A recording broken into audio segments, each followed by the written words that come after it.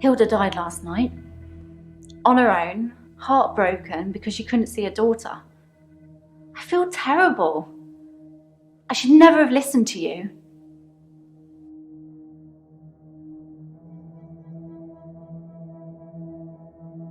In our last session, you said that shifting was wrong, that I shouldn't shift for Hilda, that I should let her die without seeing her daughter. I'm such an idiot. I have this amazing gift and I didn't use it. One of the other nurses found her.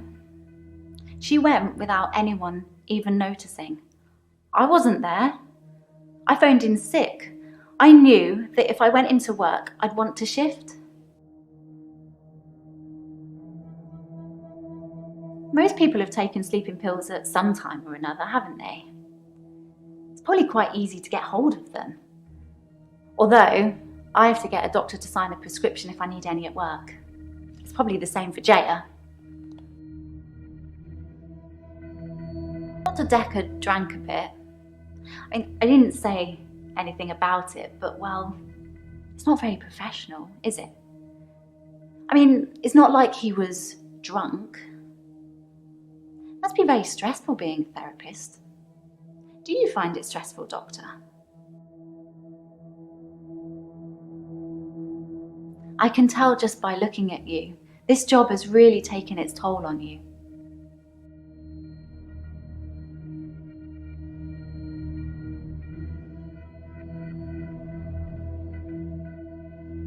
Jaya seems really nice. I don't know why she'd want to work in a place like this.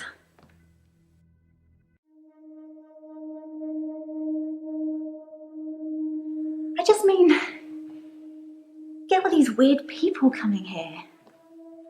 I mean, I've met some of them out in the waiting room.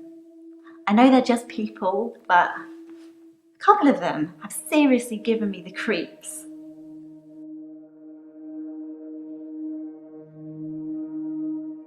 She's the slightly older one, isn't she? Always well dressed? Yes, her. I'm pretty good at picking up on people's energy and hers is cold. Actually, I think I sort of know her. Claire Castleford, isn't it? Apparently, she attacked her husband or something. I think of Dr. Dekker every time one of my patients dies.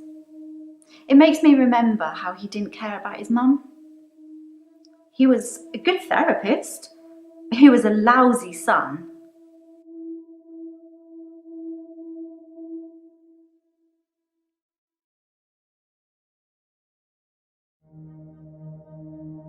I was angry at Dr. Dekker. Hilda's daughter, she's in Australia, so fair enough, maybe she really couldn't get over to see her. But Dr. Dekker's mum was dying literally on the other side of town and he just couldn't be bothered. I shifted for her, but in a way I wish I hadn't, because it let Dr. Dekker off the hook, you know? I didn't realise how little he cared until I told him the news.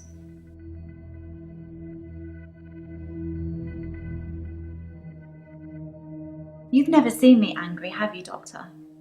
Don't say things like that when you don't mean them. It causes upset.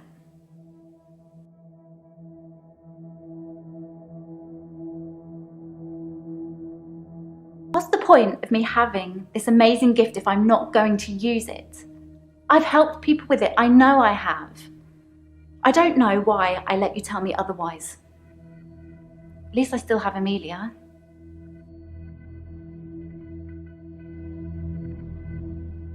Amelia's Hilda's doll.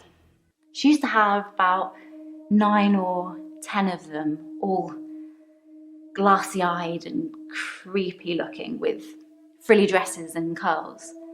All over her room they were. In the end, we had to get rid of them. They weren't very hygienic. But we let her keep one, and that was Amelia. I'm keeping her safe until I can pass her on to Hilda's daughter. Maybe she'll fly over for the funeral. I don't know. doctor? You look a bit pale.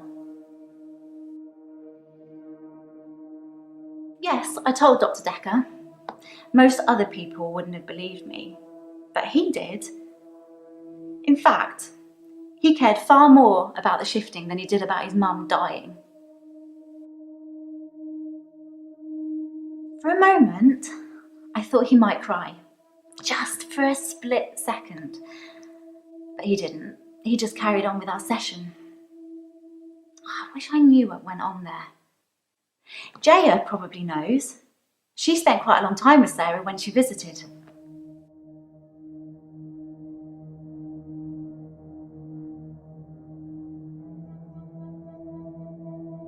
Terry hasn't been into work for a few days. I hope there's nothing wrong with her. Yes, once. I wanted to show him what I could do so he could see for himself. I took his hand, I told him to think of a loved one, and then there was nothing. I mean, literally nothing, just an empty void. The only thing I could feel was his hand holding mine. I'm pretty sure without that I'm not sure I could have made it back.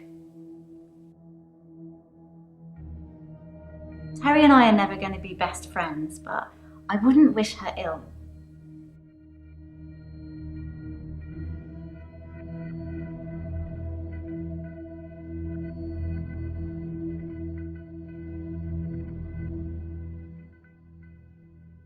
I referred myself because of Dr. Dekker's mother. Was I supposed to have a letter?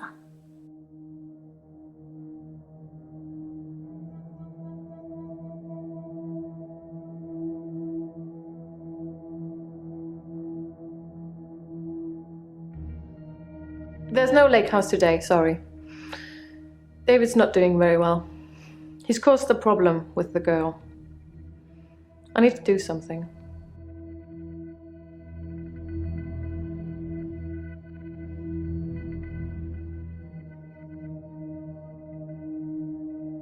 The little girl, our neighbour at the lake house, she says David is weird and creepy. Doctor! Oh, sorry, but I found some of the referral letters we were talking about. There is a pattern, but it's not the same for everyone. He said to get them to you ASAP, so here you go.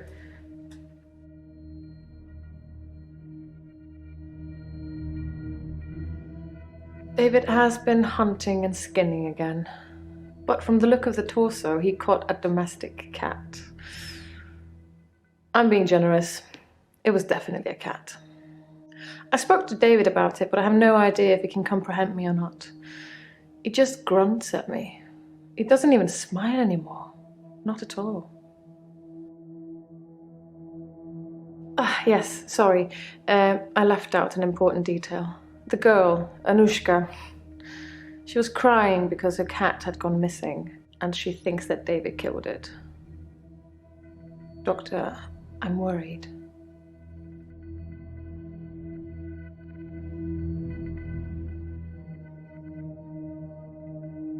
If Dr. Dekker was an alcoholic, he hid it well. I never saw him drink.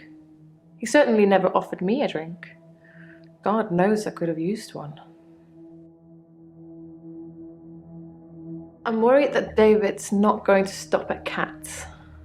He's killed deer, rabbits, wild birds, and now cats. I'm worried he might add little girls to his list. I can't stop him.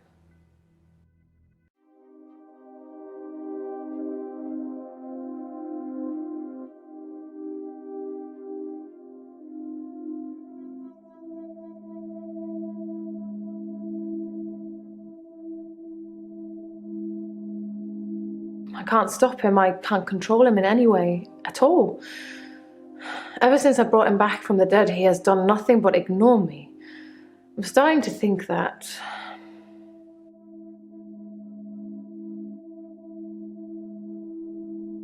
I need to put David out of his misery. That I need to end his suffering. That I need to kill him again. What shall I do, Doctor? Should I kill David?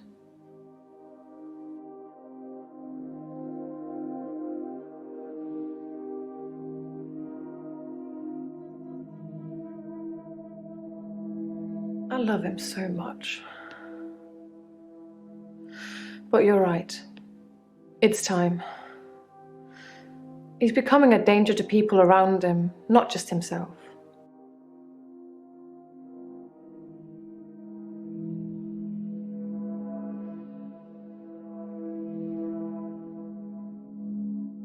I've never used sleeping pills. I'm too afraid of what would happen to me in my sleep.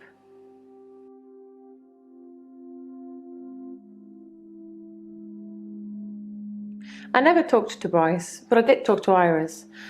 She didn't want to at first. She blames me for David's death, but as we both know, that's not a thing. Anyway, she said she was never locked up in any basement and had never heard of any Dr. Dekker. So it's, as I first suspected, a lie. You didn't make all of that up so I'd talk to Iris again, did you?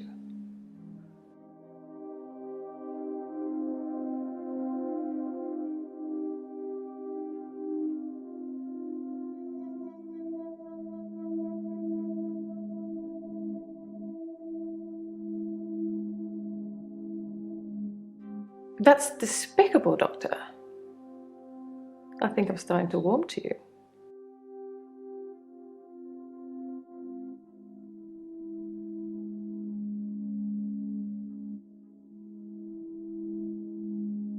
Oh yes, here.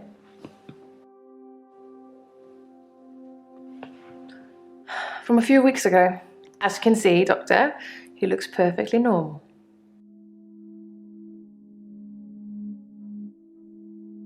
Dr. Dekker was very quiet in our sessions after seeing David. After a while, he started talking about David like he was a pet, asking me what I fed him, what he'd do in certain conditions. I think he was fascinated with it all, and David and I had become new test subjects for him. When I said David never listens to me, he urged me to start giving David treats for pleasing me.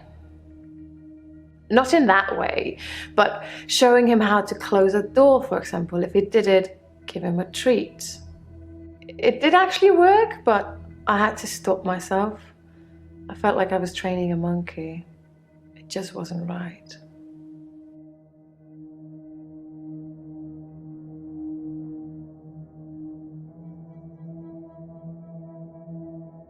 That's an interesting idea, Doctor. It's not really something that needs to be done, though. I have no intention of reanimating anybody anymore. It hasn't gone very well in the past.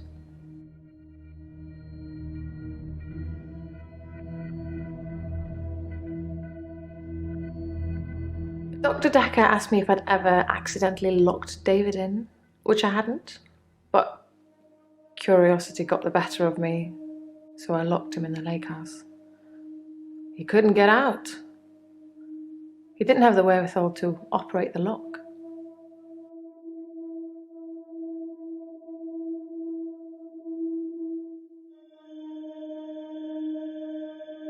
My solicitors did refer me, but I ended up going privately as it was cheaper. I'm paying them enough already without them getting a percentage of my therapy bill.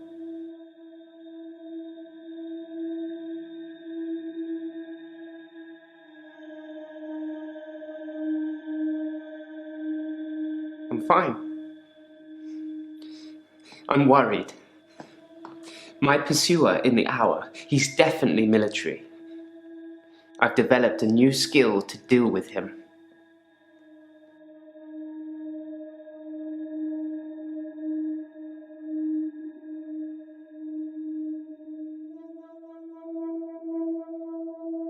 Last night, I saw him draw something from his jacket. He was approaching me, grinning. I had nowhere to go. So I closed my eyes and imagined, well, I imagined being back home. And when I opened them again, I'd teleported.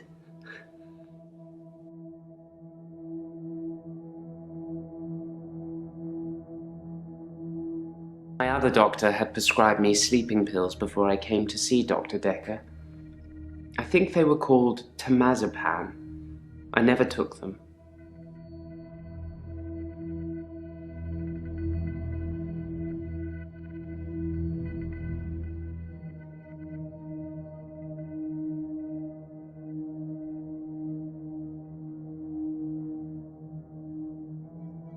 I saw Jessica across the street this morning. She waved, but I just crumbled. Ever since I took those photos, I haven't been able to face her. Do you think I should tell her about the photos, Doctor?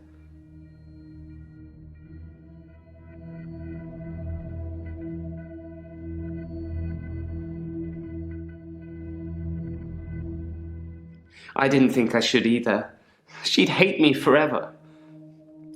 Maybe when she next waves, I'll at least wave back.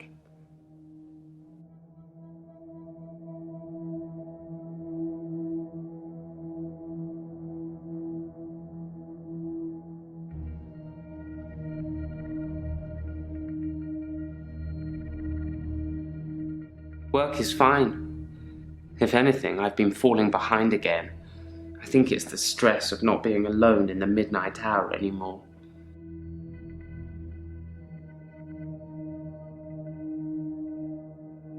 I stole a painting. There, I've said it. It was from the local gallery, Providence. I really like it, but I can't afford it. So I took it.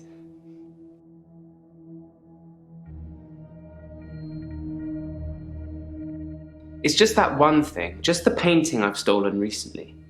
I think my new pursuer is unraveling me. Is it okay to steal things, Doctor, if I really like them?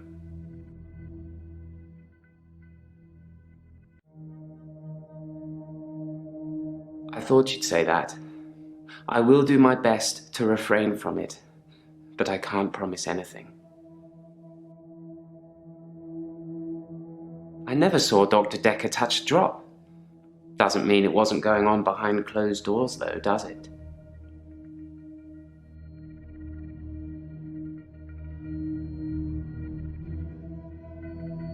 My pursuer, he's measured in his approach, watching, testing. When he finally came for me, I wasn't ready. I think he underestimated me, though, and that allowed me to escape. He didn't think I'd be able to just leave. Why do you think he's coming after me, Doctor? Oh, I think I might know.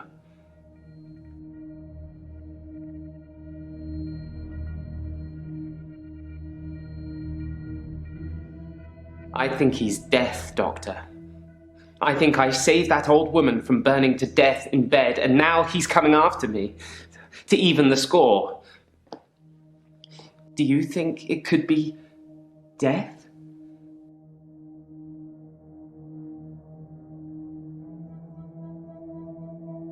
It's just me. I'm going crazy. I'm so strange. Everything about me is strange already, but to have another presence in my hour, it's unhinged me.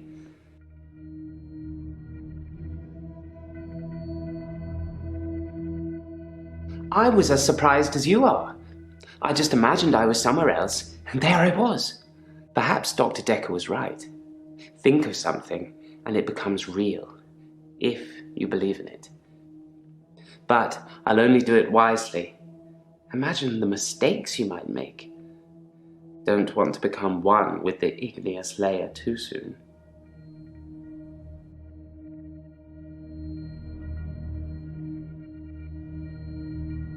These sessions cost a lot of money, Doctor. I'm not just going to leave in the middle of one. But I can see you don't believe me. Do you really want me to teleport, Doctor?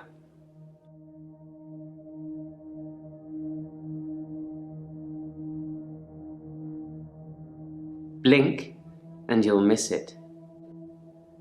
Told you.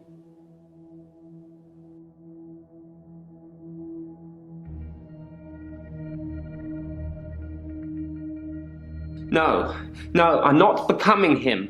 I'm not becoming Dekker.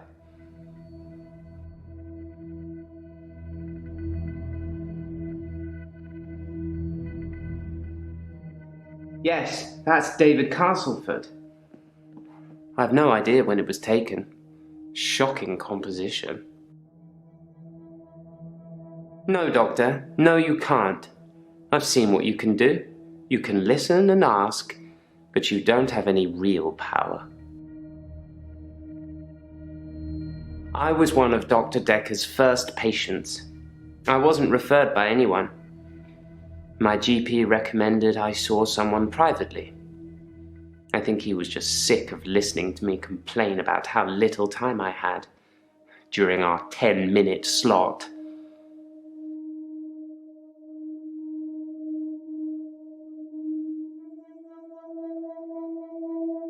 Scarlett,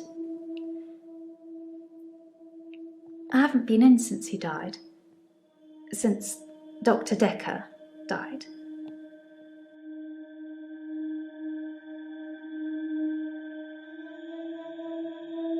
He was a complicated man, as I suppose most people are.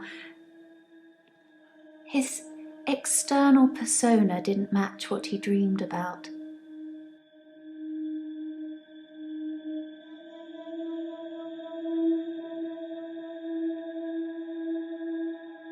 His dreams were amazing, filled with a spectrum of colours and creatures. It was like Narnia for grown-ups. That was in the beginning.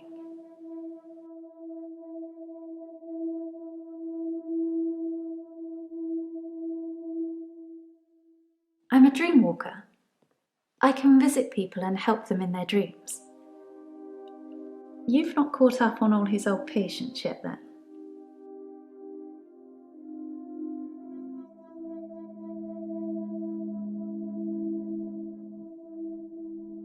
Fluid, soft, intricate things. I couldn't draw a picture if you asked, but they drew you to them. They looked a little strange, but you felt compelled to watch them.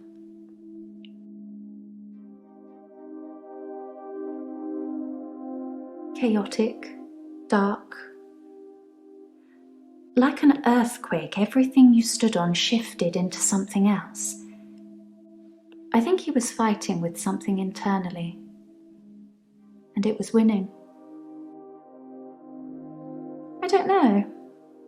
It's a turn of phrase. Inner demons? Insanity? I don't know. I can visit dreams, but I can't force the dreamer to interact with me.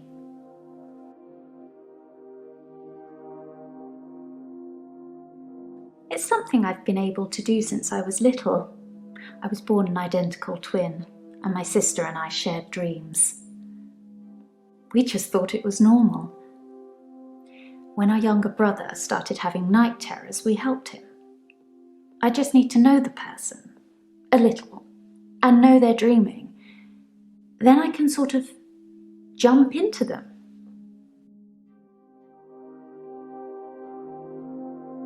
It's something, I think, in my mind. Firstly, I need to sleep myself. I'm constantly tired, so I can pretty much sleep on demand. Before I go, I think of jumping into that person. That's how it works for me. I've tried teaching others, but I don't know if anyone else can do it.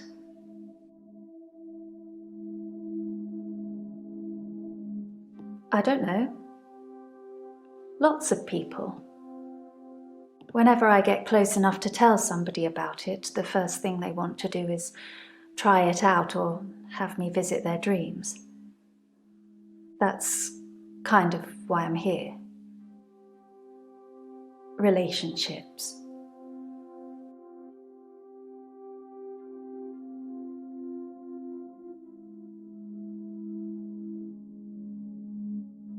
It's difficult to sustain them. I'm not just talking about romantic entanglements. It's hard keeping friends too. Like I said before, I tell them about my ability and they immediately want to try it out. The problem is, I don't normally like what I see.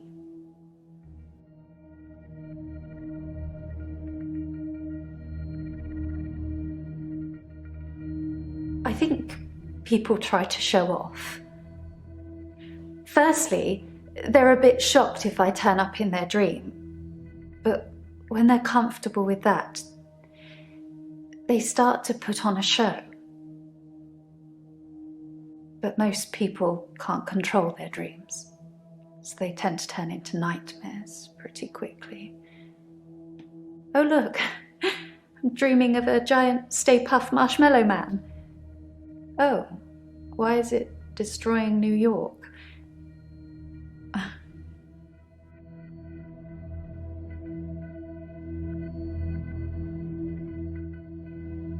When you've experienced someone's dream, if they've been a bit creepy in it or terrified me,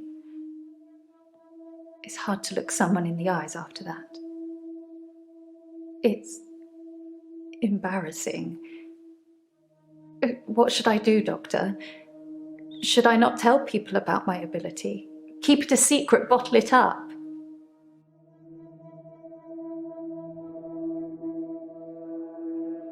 I'm not sure that's healthy, but I guess I could give it a try.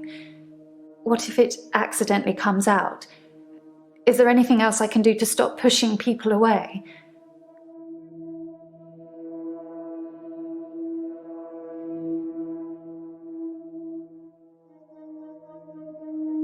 So, if I could breathe through my ears, you wouldn't want to see it. I do say no. A lot. But I usually cave eventually.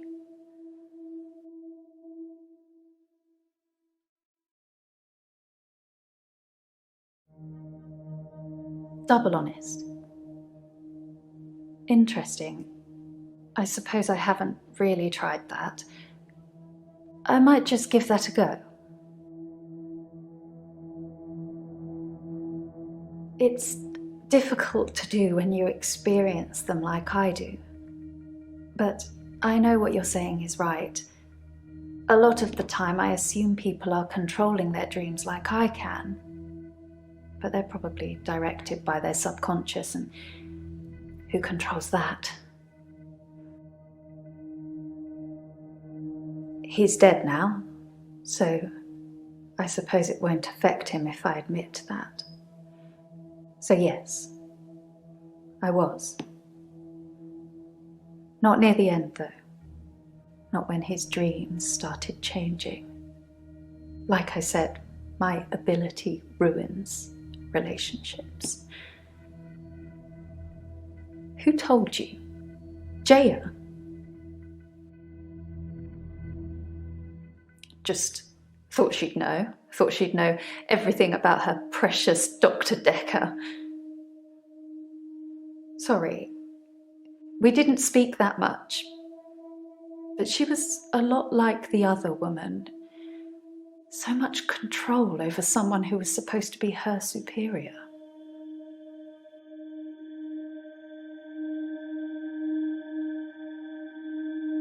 Valentine's Day was awful. I had a bit of an accident with a creme brulee torch and had to spend the night waiting in A&E. I melted a nail to my finger. It hurt a lot and needed stitches. It's all fine now, though.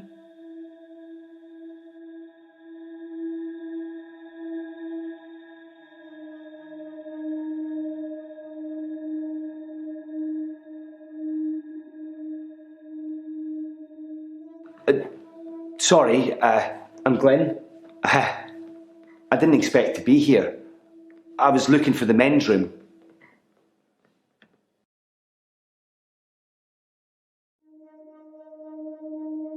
Like I said, I was in the green room.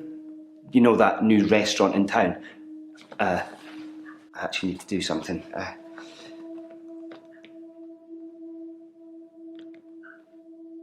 Done. Sorry. I was in the middle of a date. I needed the restroom, and here I am.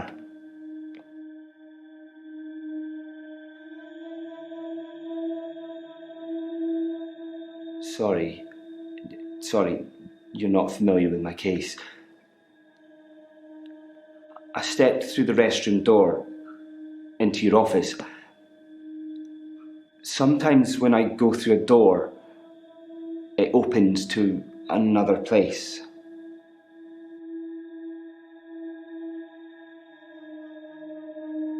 No, I shouldn't imagine she did that.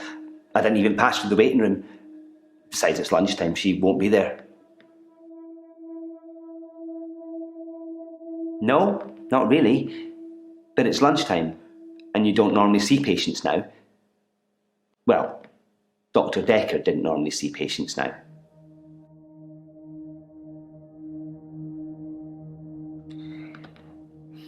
Dr. Dekker was crazy. I arrived late to the party. Apparently he was a fine, upstanding citizen before. I don't know what changed him. Of the few sessions I had with him, he'd observed me walking through doors.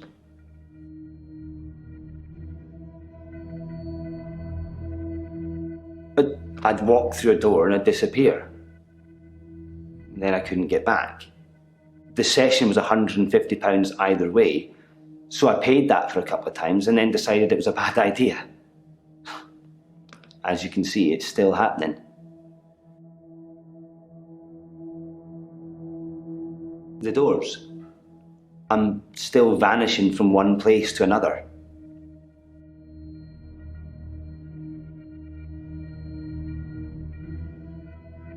My dad died.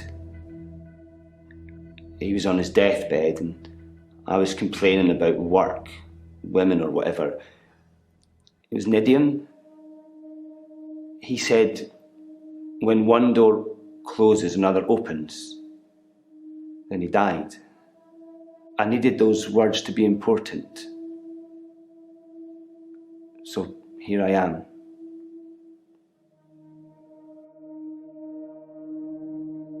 He was stoic. He had tuberculosis in his lungs. That's what killed him. Nobody knew until the end. I never got to say I loved him. Yeah, maybe. He'd split with my mum 3 years earlier. It was messy. It was bad. I didn't talk to him really at all. They called me as next of kin, said I should come in if I wanted to say goodbye. I did love him. He just broke everything.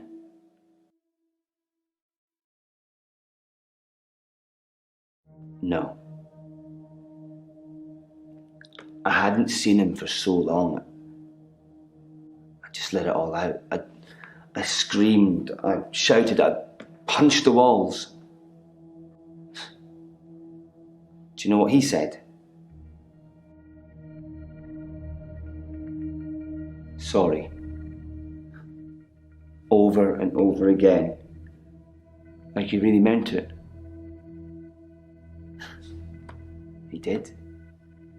He really meant it. And when I stopped, when I was exhausted, he smiled at me. Like he cherished me.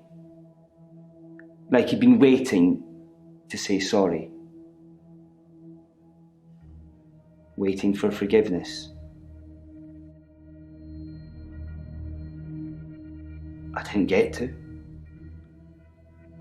I didn't get to say I loved him. I didn't get to forgive him. He just said when one door closes, another opens. And then he died.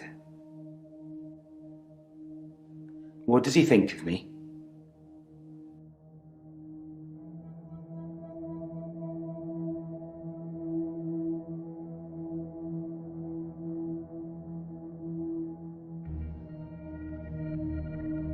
All those years, thinking I was the bigger man. It turns out he was. There's no going back, is there, Doctor? When one door closes, it's shut forever.